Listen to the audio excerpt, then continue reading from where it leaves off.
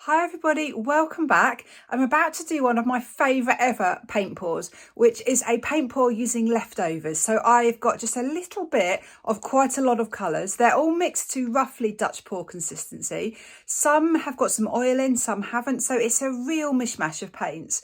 The reason it's my favourite is because I have no expectations. I am just going to have fun with it. I'm thinking of doing an explosive Dutch pour, so drizzling all the paints on and then blowing it out with the hairdryer. I think that's what I'm going to do. I might change my mind as I get started. So no expectations, just looking forward to just playing around with the paint. So excuse my really messy worktop, but these are the paints. So I've just got all sorts and different amounts of different paints. So I've got right out to there. So just only a small amount of some of these. These ones are some slightly darker ones. I don't want to include the red, and that's a duplicate of the yellow and the white and the green. So really these ones here. So the consistency mixed with PVA glue and water. So it's roughly Dutch pour consistency. I would say it's thickened up slightly because all these paints are about a week old.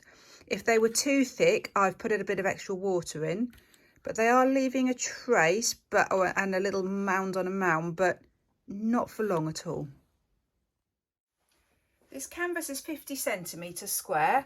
I want to just first find the centre of the canvas. So I'm just putting my ruler corner to corner, drawing a line, and then the other corner to corner. And then where the lines meet will be the very centre of the canvas. So I'm going to use that as a guide. So I'm going to layer the colours on in sort of zigzags all the way around that central point. Now I just need to work out how I'm going to do this. I could go in rainbow order so the colours can blend quite nicely. That might be nice. I've just got so many colours. If they muddy, this could look such a mess. Right, I'm going to start just by drizzling the colour on. So I'm just going to use a stir stick. I could pour it straight from the pot, but if I do that, I'm going to get it everywhere. I'm going to spill it. So I just quite like having a really fine line of paint touching the canvas. So I just feel like I'm a little bit more in control that way. So for some reason, I don't know why, but I want to start with some gold and some yellow in the centre. I think it's one of these pours. I'm just going to go with whatever I want, whatever feels right. Just go with instinct. But that's the great thing about a pour with no expectations. Is if I don't know what I want it to look like, I can't do it wrong. So it can only work because I haven't got a plan of what I would actually like. So yeah, I might not like the end result, but yeah. Right, so yellows are down, yellows and gold. I'm thinking there's a little bit of this iridescent Pebbio colour. Let's just add a little bit of that in. And then I think at the end, I am going to add in quite a bit of white on top because I'd like it to be reasonably pale. I'm quite liking pale pours at the moment, pale, more pastel-y pours. Right, I'm now going to go with the kind of pinks and purples.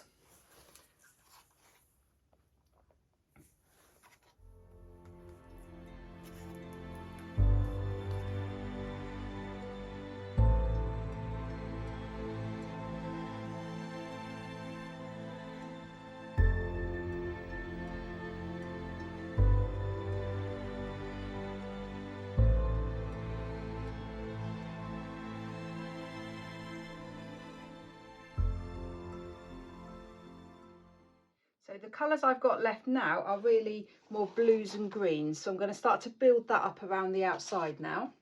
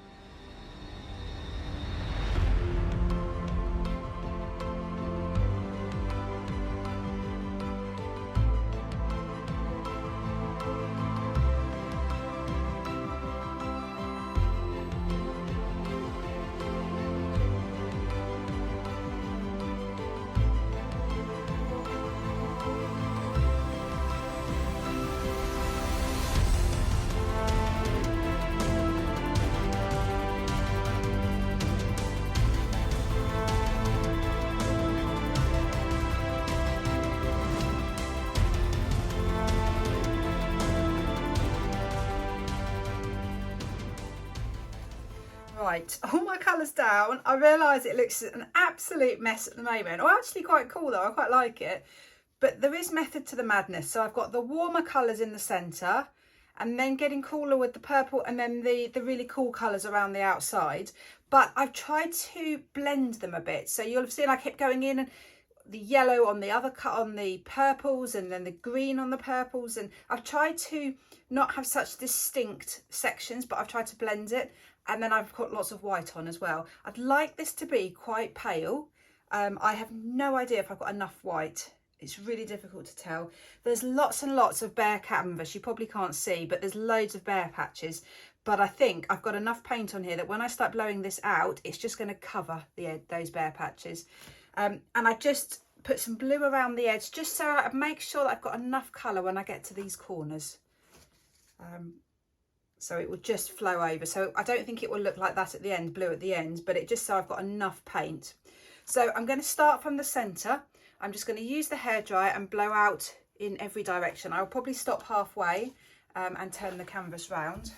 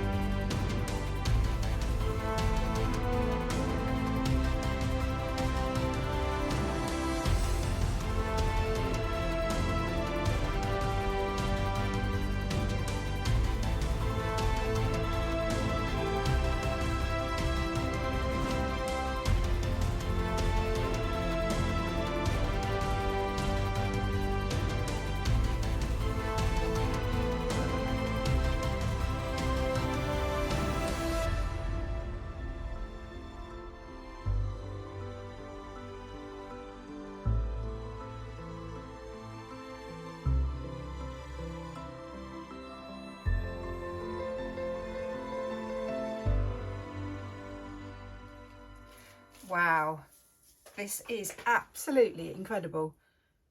It is full on kaleidoscope. Wow.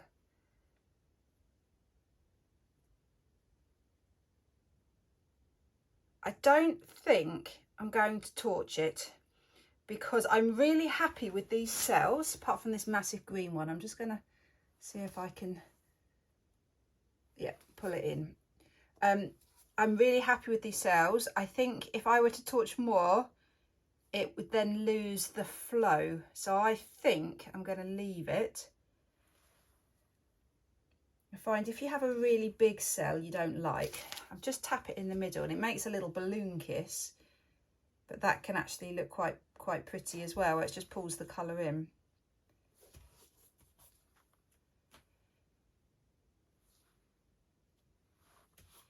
Not a balloon kiss, a finger kiss.